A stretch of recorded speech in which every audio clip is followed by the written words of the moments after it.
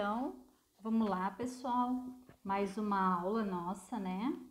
Sobre... essa aula é sobre equilíbrio químico, tá? Eu vou estar explicando para vocês como que ocorre o deslocamento do equilíbrio químico, que é o princípio do Le Chatelier, tá? Porque o Le Chatelier, ele foi um químico francês que fez estudos sobre equilíbrio químico. Em 1888, ele propôs que quando um sistema em equilíbrio sofrer alguma perturbação externa, ele vai se deslocar para minimizar essa perturbação, a fim de atingir novamente uma situação de equilíbrio.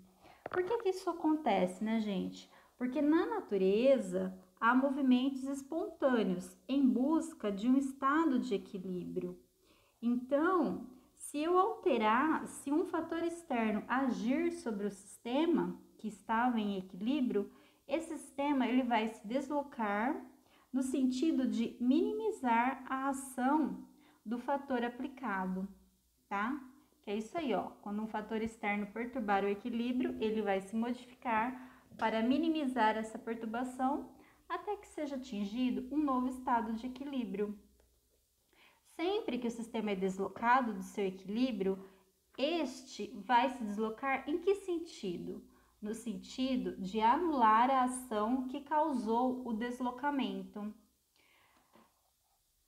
Os fatores que deslocam o equilíbrio são fundamentalmente três. Os três principais são concentração, pressão e temperatura. Então, se eu aumentar a concentração dos reagentes ou diminuir a concentração dos reagentes, ou aumentar a concentração dos produtos ou diminuir, vai deslocar no determinado sentido, dependendo do que eu tá fazendo, tá? A pressão, se eu aumentar a pressão do sistema ou diminuir, dependendo da reação, desloca para um certo lado. A temperatura também, se eu aumentar ou diminuir a temperatura, vai deslocar esse equilíbrio para um dos lados da reação. Agora, o catalisador e a superfície de contato são fatores que não vão deslocar o equilíbrio, tá bem? Eu vou explicar lá na frente por que isso acontece. Então, agora eu vou começar com a alteração na concentração. Se eu aumentar a concentração dos reagentes, o que acontece? O equilíbrio ele vai se deslocar para a direita, ou seja, no sentido de formar mais produtos. Aqui eu tenho uma reação química, né? O carbono no estado sólido, reagindo com o gás carbônico no estado gasoso, produzindo monóxido de carbono no estado gasoso. Observando essa reação, a gente vai perceber, eu já vou falar, esse é um equilíbrio heterogêneo, tá? Porque mistura os estados, que eu tenho substância no estado sólido e substância no estado gasoso. Então, não é um equilíbrio homogêneo, mas sim heterogêneo. Nos equilíbrios heterogêneos, você vai ter que considerar apenas os gases na expressão para a constante de equilíbrio, tá bem? Pois a concentração dos sólidos é uma constante e não vai alterar a reação química se eu adicionar ou remover esse sólido, tá bem? Então, por exemplo, aqui, voltando aqui à equação, se eu aumentar a concentração de dióxido de carbono, essa reação, ela vai, se eu aumentar então a quantidade desse reagente, se eu tiver mais reagente, ela vai se deslocar para o lado do produto, porque se eu colocar mais coisas aqui, ele vai ter mais coisas para reagir, ele vai querer reagir isso que ele colocou a mais, e aí vai se deslocar para o lado do produto, que é a direita.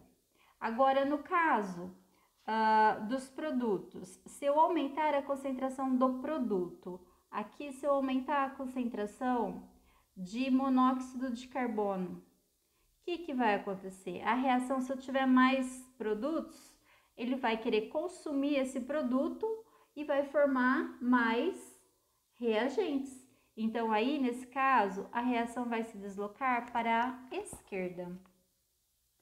Agora, se eu diminuir a concentração de reagentes, o que acontece? Então, o meu reagente aqui, se eu diminuir a concentração de gás carbônico, eu estou tirando o gás carbônico da minha reação. Então, ela vai querer o quê? A reação vai querer, se eu tirar isso aqui, a reação vai querer formar mais, certo? Então, vai acontecer um deslocamento para a esquerda.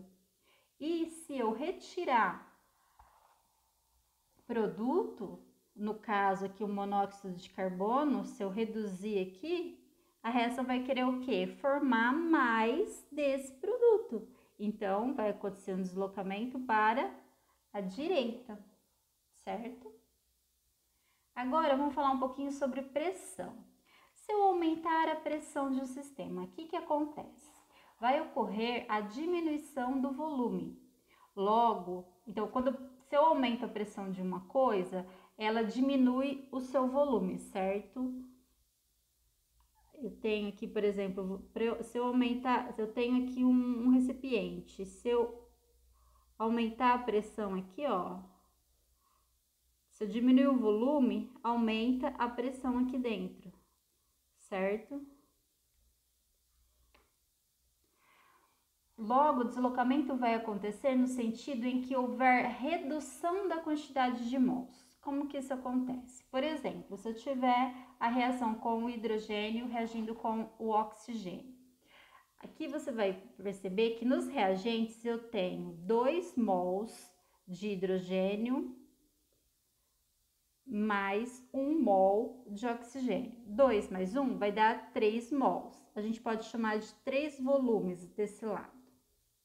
E do outro lado, eu tenho 2 mols de água. Então, desse lado aqui, a gente pode chamar, então, do lado dos reagentes, 3 volumes, do lado dos produtos, 2 volumes. Se eu aumentar a pressão nesse sistema, o que vai acontecer? Vai querer deslocar para o lado de redução da quantidade de mols. Qual que é o lado que tem menor quantidade de mols?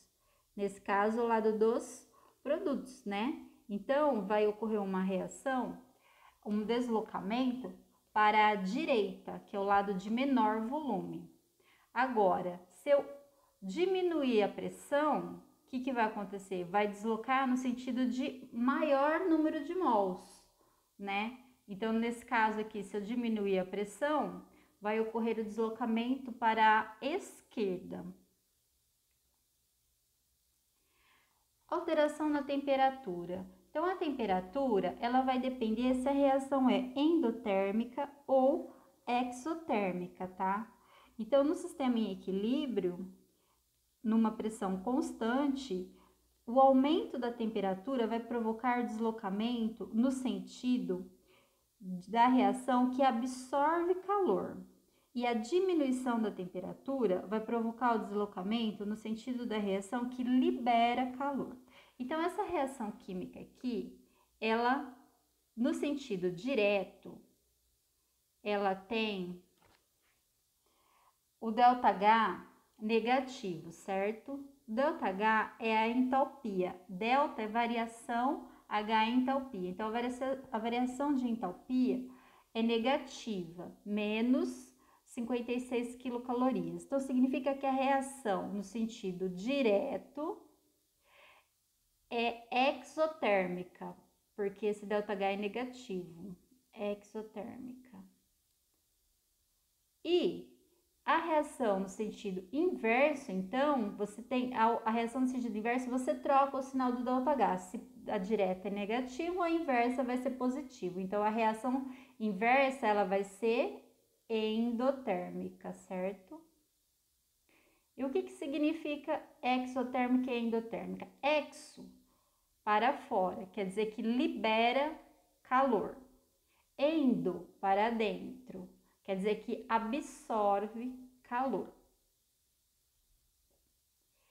Então, como o ΔH é negativo, a reação é exotérmica. Este ΔH ele vai indicar variação de entalpia, né? A reação direta, logo a reação inversa é endotérmica, ΔH positivo, maior que zero. O aumento da temperatura favorece a reação endotérmica. Então, se eu aumentar a temperatura aqui, nesse caso, a temperatura favorece a reação endotérmica. O aumento da temperatura vai deslocar para a esquerda. E a diminuição da temperatura favorece a reação exotérmica. Então, se eu diminuir a temperatura, vai deslocar para a direita. Sempre assim. Aumento da temperatura, reação endotérmica é favorecida. Diminuição da temperatura, reação exotérmica vai ser favorecida. A adição do catalisador, como eu estava explicando para vocês, direciona a reação para um novo mecanismo, né? O qual é mais rápido do que sem o catalisador. Mas o catalisador não afeta a constante de equilíbrio. Ele apenas vai fazer o equilíbrio ser atingido no menor tempo, mais rápido. Aqui então, por exemplo, ó, a linha tracejada é com catalisador e as curvas cheias é sem catalisador, tá vendo aqui, ó? Você vai ver que há um deslocamento nesse caso aqui do equilíbrio, não há um deslocamento, só o equilíbrio vai ser atingido mais rápido se você observar o gráfico. Então, o catalisador, ele diminui a energia de ativação, mas ele afeta tanto os reagentes quanto os produtos, né? Então, ele só vai acelerar a reação. Então, ele vai ser influenciado tanto na reação direta quanto na reação inversa. Então, resumindo aqui, aqui eu vou falar, resumindo o que eu expliquei para vocês até agora. Aqui em cima eu vou falar sobre a concentração. Então, se eu adicionar reagentes, vai favorecer a formação dos produtos. Se eu adicionar produto, vai favorecer a formação dos reagentes. Se eu retirar reagente, vai favorecer a formação dos reagentes, vai querer formar mais reagente. Se eu retirar produto, vai favorecer a formação dos produtos, vai querer formar mais produto. Agora, falando aqui sobre pressão. O azulzinho aqui eu vou falar sobre a pressão. Se eu aumentar a pressão do sistema, vai favorecer a reação no sentido de redução de volume, ou seja, o lado com menor número de mols. Agora, se eu diminuir a pressão, vai favorecer a reação no sentido de aumento de volume, o lado com maior número de mols. E agora eu vou falar sobre a temperatura, que é o laranja aqui e o amarelo.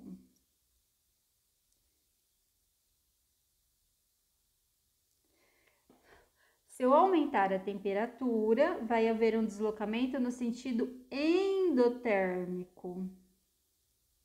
E se eu reduzir a temperatura, vai favorecer no sentido